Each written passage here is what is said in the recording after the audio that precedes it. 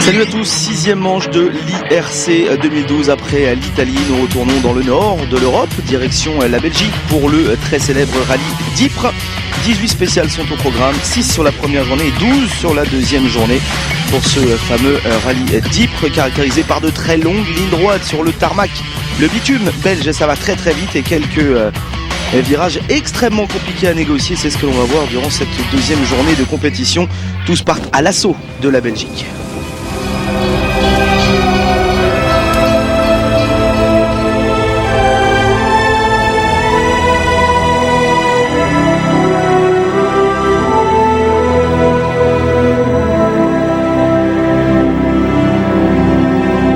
Bien sûr, tous n'hésitent pas aussi à rendre hommage à Gareth Roberts qui nous a quittés il y a quelques semaines maintenant. Tout le monde du rallye bien sûr a une grande pensée pour ses proches et ses amis auxquels nous pensons. Un coup d'œil quand même sur la course sur cette édition 2012 du rallye d'Ypres avec quelques images de ce qu'il s'est passé, les faits marquants, notamment la sortie très rapide de Florian Gannon sur la spéciale numéro 1 après 300 mètres à peine de course, parti à la faute malheureusement. Derrière, il y a eu une très belle bataille lors de la première journée pour la place de leader entre Anninen, Andreas Mikkelsen, entre autres. Mais c'est Anninen qui va prendre le meilleur parce que Andreas Mikkelsen est parti à la faute sur l'SS5 et a perdu 1 minute sur le Finlandais. Et troisième avant la sortie de Mikkelsen et la faute, c'est Freddy Loy qui a remporté à 7 reprises ce rallye et qui va venir grappiller la deuxième place juste au bout de la première journée pour se mettre comme un candidat sérieux au podium, juste devant un autre pilote belge, Peter Tjone.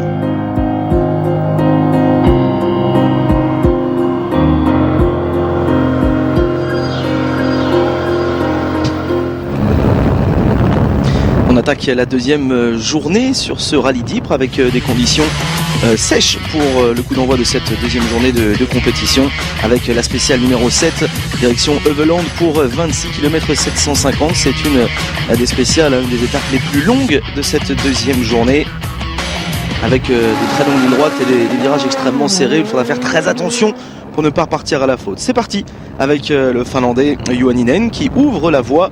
Le premier à s'élancer sur une piste extrêmement glissante avec pas mal de boue et de poussière également.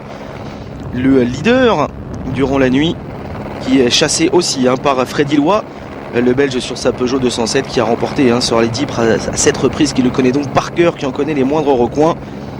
Et lui, il va essayer de aller chercher une meilleure performance, même s'il sait que ce sera très dur face à l'armada Skoda officielle qui vont très vite. Malgré tout plus rapide que la Peugeot 207, c'est en tout cas les mots de Freddy Loy. Peter Tjone qui s'installe lui aussi, pourquoi pas sur le podium. Tandis que pour Andreas Mikkelsen, les problèmes continuent. Il va perdre les freins sur une jonction et rentrer dans un petit fossé et il va tenter de repartir juste derrière, mais ce sera impossible pour lui avec une suspension avant cassée. C'est terminé pour lui. C'est la première fois qu'il abandonne Mikkelsen depuis la Hongrie. On l'écoute. C'est une bonne chose pour Juho de faire ce qu'il fait. Ça permettra à Skoda de prendre des gros points. Moi je reste le leader du championnat après cet événement. Il y a 2 rallyes sur le gravier à venir, donc je peux dire que je vais tout faire pour aller chercher les 50 points. J'ai de bons ressentis sur le gravier avec cette voiture. Je suis impatient, je peux plus attendre. On revient sur ce qui se passe évidemment sur la course, même si c'est la grosse nouvelle de cette deuxième journée avec la sortie donc de Mikkelsen et l'abandon. Patrick Flodin, le Suédois, c'est son premier rallye lui depuis sa blessure. Autour de la compétition, vous pouvez voir en Corse notamment Patrick Flodin, 14,59,7 pour lui, c'est le 10e temps, ce qui lui permet de partir à la 4e place après l'abandon de Mikkelsen. Chris Prinsen de son côté va partir à la faute, heureusement pas de soucis pour l'équipage, le pilote, le copilote vont bien. C'est un crash qui a eu lieu sur la première partie de la spéciale pour le leader en catégorie de roue motrice. On retrouve Juhaninen à présent sur la spéciale entre Vletteren et Krombeeke. 3e plus rapide, 33 secondes 4 d'avance. Classement général provisoire.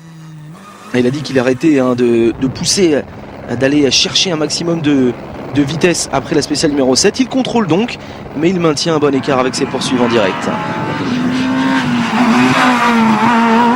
Et si Anninen est troisième, ça veut dire qu'il y a quelqu'un, notamment de plus rapide. Et bien c'est lui, c'est Freddy Loy, le Belge sur sa 207 qui est le plus rapide, qui va être le plus rapide ici. Il prend 5 secondes d'ailleurs à Anninen au classement général.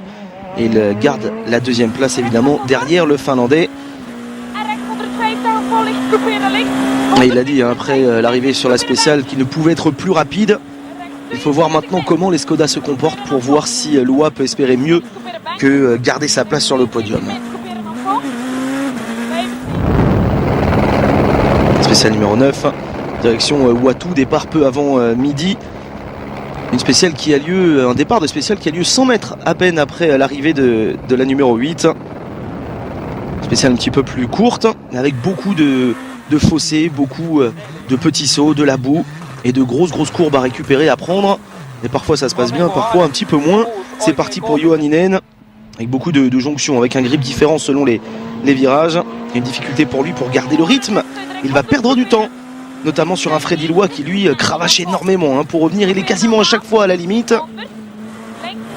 Et avec son 6,48,7, ça va lui permettre de prendre tout simplement le scratch sur cette spéciale. Peter Tune juste derrière, qui lui tente de prendre des points pour le championnat belge évidemment, mais qui n'essaye pas en revanche d'aller chercher Loy, qui le sait bien plus rapide. Pourtant avec son 6,55,3, il signe le deuxième temps devant Anninen notamment. Michal Solovov sur la Peugeot 207, et qui a commencé le rallye il y a une dizaine d'années lui, avec notamment une place de deuxième sur European Championship en 2008, avec quelques problèmes pour Mikkelsen et Flodin. Et bien ça lui permet de grappiller quelques places au général, de se retrouver quatrième en étant 4 secondes 4 plus lent qu'Anninen. Alexander Saliuk, l'Ukrainien sur la Fiesta, le fils de la star ukrainienne du rallye, Alexander Saliuk senior, 4 fois champion de son pays. Première saison en IRC, il essaye de se battre. Pour lui, son meilleur finish jusqu'à présent, sa meilleure place avait été 7ème sur le rallye des Açores. Il est pour l'instant 5ème, et oui, 5ème au général, et il essaie de prendre le meilleur sur Solovov. Vous le voyez en tout cas, après 3 spéciales, les choses ont évolué. Pour certains dans le bon sens, pour d'autres un peu moins bien. En tout cas, les Belges sont bel et bien présents, que ce soit Tune ou bien sûr Freddy Loy.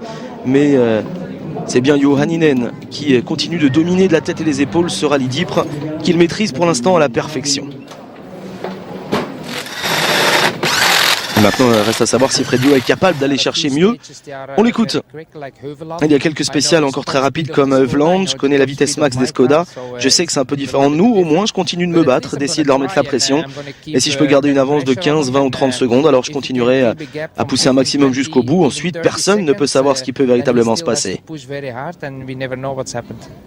Un coup d'œil sur le classement provisoire, donc pour voir que Johan Anninen est bien devant Freddy Loy. Peter Tune complète le podium. Les Belges sont bien en place et une Peugeot est intercalée entre 2 Skoda, celle d'Anninen et de Peter Tune.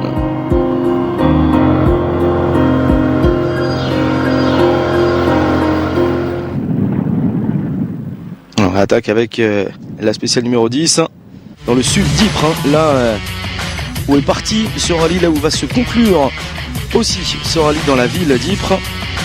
C'est l'une des plus longues spéciales à nouveau de ce rallye, avec des sections absolument historiques et pas mal de changements de surface. On attaque avec Johan Anninen qui lui reprend du service pour consolider sa première place. Il attaque très dur en étant le premier à ouvrir la route, en étant extrêmement rapide d'ailleurs, ce qui va impressionner même Freddy Loy, son adversaire numéro 1 ici. Et avec un 15,54,6, c'est son chrono. Il va tout simplement aller chercher cette spéciale. Ce sera le meilleur temps. Freddy Loy derrière, lui, c'est exactement ce qu'il a à faire. À savoir garder la confiance accumulée au fur et à mesure des spéciales. Les étapes qui sont bien passées pour lui. Il a signé quelques scratchs qui plus est, ce qui fait que Freddy Loy se retrouve en embuscade. À attaquer toujours autant et à espérer garder au moins sa deuxième place. Derrière, Peter Tune, qui lui essaye de rester sur le podium, 3ème, pour l'instant content, 6 fois champion belge des rallyes. Il connaît ses routes lui aussi parfaitement. Au moindre recoin, tout comme Freddy Loy. Il est 17 secondes en tout cas plus long que son compatriote. Patrick Flodin, le Suédois.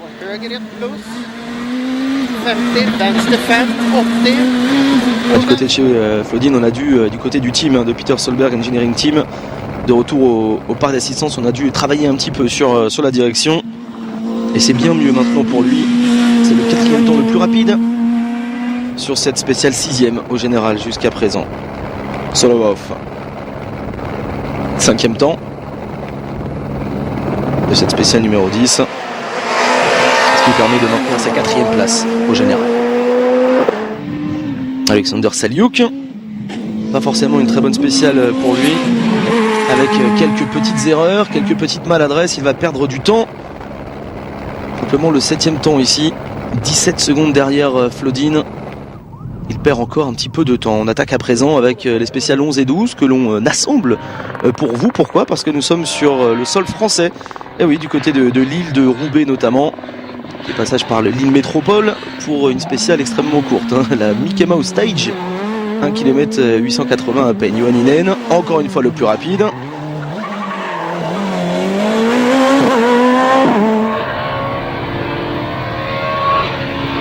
Freddy Loa derrière, qui va prendre le 2e temps sur la spéciale numéro 11. Et il le disait, il ne peut pas être plus rapide que ce qu'il fait actuellement. Et il sera le plus rapide en tout cas sur la spéciale numéro 12. 27 secondes derrière Anninen au général. Ça lui permet de continuer à mettre un petit peu de pression tout de même sur le Finlandais Andreas Einer. 3e plus rapide sur la spéciale numéro 12, derrière Loa et Anninen. Très très bonne performance pour l'Autrichien qui continue de dominer la Production Cup. Il est 9e au général pour le moment.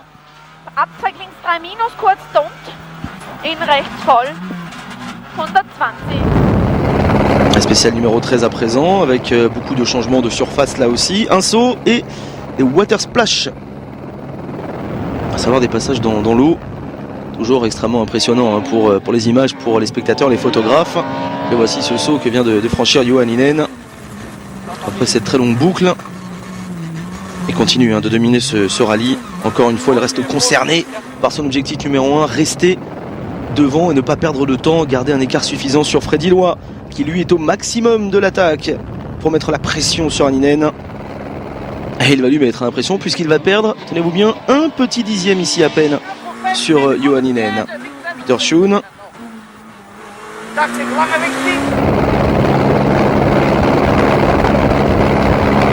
Et Peter Schoen qui va être 8 secondes derrière les leaders. Alors que pour Alexander Saliuk, après avoir été un petit peu dans le gravier malheureusement, à 2 km de la fin de la spéciale, eh ben, il va se terminer tout simplement dans un fossé avec là aussi un équipage en bonne santé. Le spectateur tente de le faire revenir sur la piste, de pouvoir repartir, mais il va perdre 6 minutes malheureusement pour lui. Nouveau leader de la catégorie des deux en motrice après la sortie d'Arzeno, c'est Martin Kongur, l'Estonien sur Honda Civic. Le jeune pilote qui a permis les facturiers de prendre le titre la saison passée sur cette spéciale extrêmement glissante. Il va faire quelques petites erreurs, mais il améliore constamment son pilotage. Il se retrouve avec une belle avance dans la catégorie. Allez, l'ambiance à l'assistance et on repart derrière. Avant cela, on écoute Juhaninen pour savoir bien quoi il peut s'attendre pour la suite de ce rallye. Je sais pas trop à quoi m'attendre sur toutes ces deuxièmes spéciales. Il peut y avoir beaucoup de gravier sur les courbes où l'on coupe. Freddy n'est pas si loin de moi, donc le chemin vers la soirée va être long, va être très très long.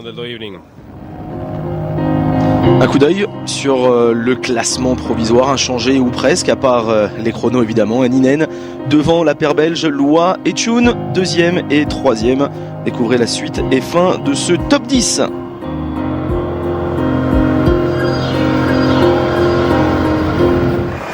Allez, je vous propose de marquer une petite pause. On se retrouve dans quelques instants pour la suite et fin de ce rallye d'Ypres avec les 5 dernières spéciales de la journée. A tout de suite.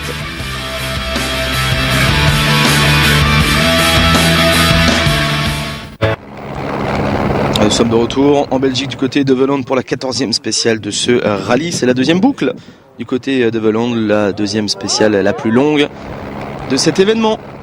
Et c'est parti avec Peter Schoen, le Belge, chez Skoda. Il va signer le deuxième temps le plus rapide à 11 secondes 6 derrière Anninen. Une seconde devant Loa qui lui va chercher le troisième temps. Ce qui lui permet de rester toujours en place, bien placé pour le podium. Il est troisième pour l'instant en général. A pris du bon temps ici. Bonne spéciale aussi pour l'auto, c'est ce qu'il disait. Et puis heureux d'être juste devant Loa évidemment pour Peter Tune. Patrick Flodin, 4e derrière justement l'autre Belge dont on parlait à l'instant, mais 10 secondes plus rapide que Solovov. Il est 5e au général, mais à 44 secondes du Polonais tout de même. Tiens, un coup d'œil aussi sur Robert Consani, le Français, sur la Mégane RS. En neuromotrice, il est le 3e, le plus rapide, 9e en général dans la catégorie des neuromotrices, 10 minutes 51. Derrière le leader Martin Kangour est 26e au classement général. C'est le numéro 15 à présent entre Vletteren et Krambeke avec une boucle de 14 km 340 à couvrir. Il est un petit peu plus de 19 heures lorsque s'élance Juho Hänninen.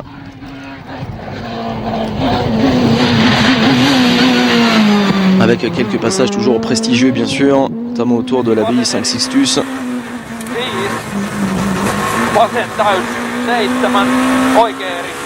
Un camion embarqué avec Juho Hänninen qui va débuter lui. Cette spéciale avec 14 secondes d'avance sur Loa, avec plus de gravier négocié quand même pour la Skoda.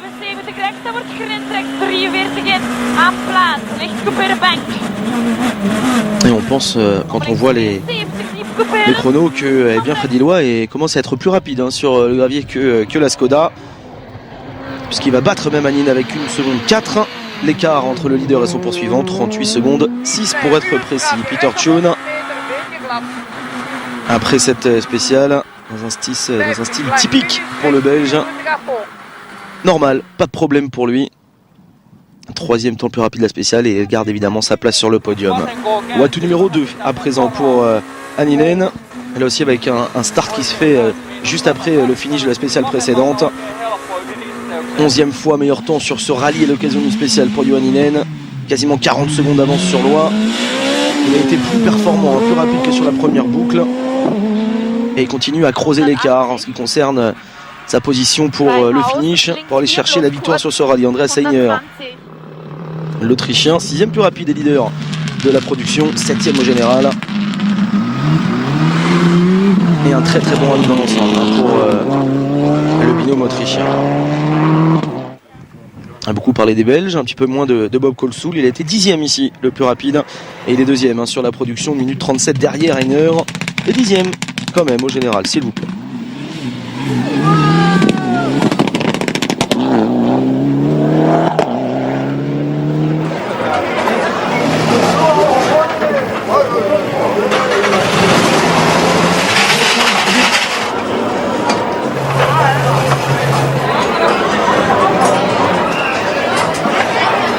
Allez, après 250 km avalés à toute vitesse, eh bien, il est temps de retrouver la grande place d'Ypres pour un check-up complet et quelques vérifications techniques, quelques modifications aussi. 25 minutes, la dernière chance de maximiser les performances sur ces autos. Les légendes locales que sont Loa et Tune sont autant applaudis que le Finlandais Volo Hänninen. 42 km encore qui vont décider de l'issue de ce rallye. Quel est le futur vainqueur? Eh bien, pour l'instant, c'est bien parti, bien sûr, pour Juho Hänninen. Mais attention, Freddy Loa et Peter Tune, eux, vont se battre pour au moins aller garder leur position respective, 2e et 3e, et donc aller chercher un podium. Bien, la réponse pour savoir à l'occasion de ces deux dernières spéciales qui va aller déjà s'imposer au scratch et qui va aller chercher au final ce rallye d'Ypres version 2012, eh bien la réponse c'est juste après une petite pause. À tout de suite. Nous sommes de retour, direction Ypres donc en Belgique pour les dernières spéciales, les deux dernières étapes de ce rallye version 2012, comptant évidemment pour l'IRC, 6e étape de l'Intercontinental Rally Challenge avec Freddy Loa, le héros local qui attaque le premier en étant le plus rapide d'ailleurs et encore plus proche au niveau des chronos que sur les spéciales avant la pause, puisqu'il n'y a ici que 2 centièmes d'écart à peine par rapport à Hänninen, insuffisant évidemment pour récupérer un petit peu de temps. Et le plus rapide c'est quand même Freddy Loa qui reste à 38 secondes du leader Mathias Vienne, lui aussi belge sur la Peugeot 207, qui va être le 4e le plus rapide sur cette avant-dernière spéciale, derrière Loa, Hänninen et Tune. 6e au général derrière Flodin, avec un super finish pour lui en étant le 4e le plus rapide sur la 15, la 16 et la 17. Le vainqueur de la production c'est Andreas Seigner, l'Autrichien sur la Mitsu Lancer. qui va aller s'imposer ici en Belgique en étant le 6e le plus rapide sur la dernière spéciale de ce rallye d'ailleurs. Ener Consani Tempestini, le Roumain,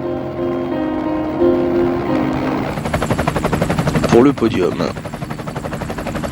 Autre vainqueur aussi, c'est Martin Kangur, estonien sur Honda Civic, qui va remporter la catégorie des deux roues motrices. Un brillant rallye pour lui. Il va finir devant Melissa De Backer, spécialiste belge des rallyes 11e au général.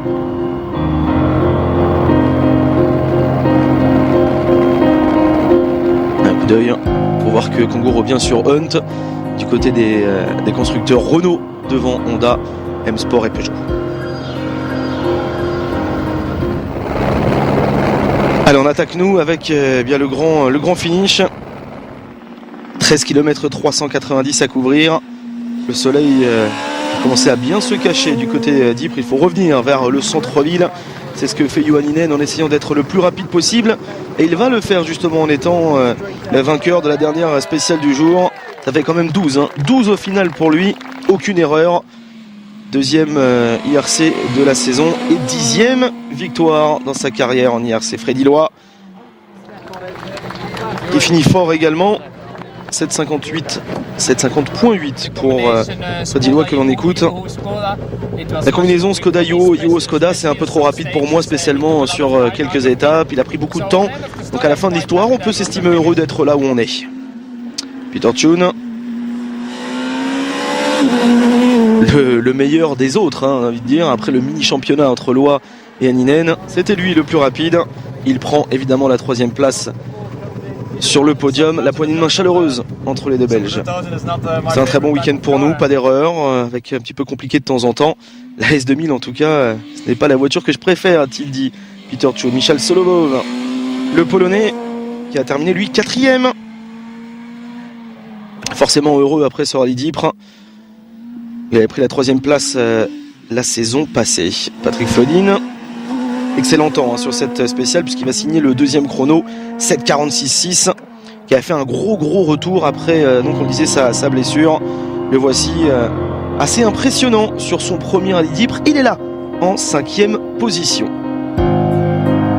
Alors on découvre donc ce top 10 et on rejoint ensuite évidemment l'assistance et le podium final pour la joie des vainqueurs notamment. Et la joie toute particulière pour Juhaninen qui vient battre ici de véritables spécialistes du rallye à la maison. Et les efforts ont payé du côté du Juhaninen. Après coup, je peux dire que c'est mieux que ce que j'espérais. Personnellement, c'est une grande victoire. Et comme on l'a dit, beaucoup d'étapes ont été gagnées ici. C'est aussi très important. J'ai pu laisser Freddy derrière moi avec une bonne marge. Un grand merci à toute l'équipe. Un coup d'œil sur le classement général pour voir que Mikkelsen est toujours devant Jan Kopecky. Juhaninen, avec ce joli succès, monte sur la 3e marche du podium. Wiegand et Bouffier complètent le top 5. Je vais découvrir les pilotes qui vont du 6 au 10e rang.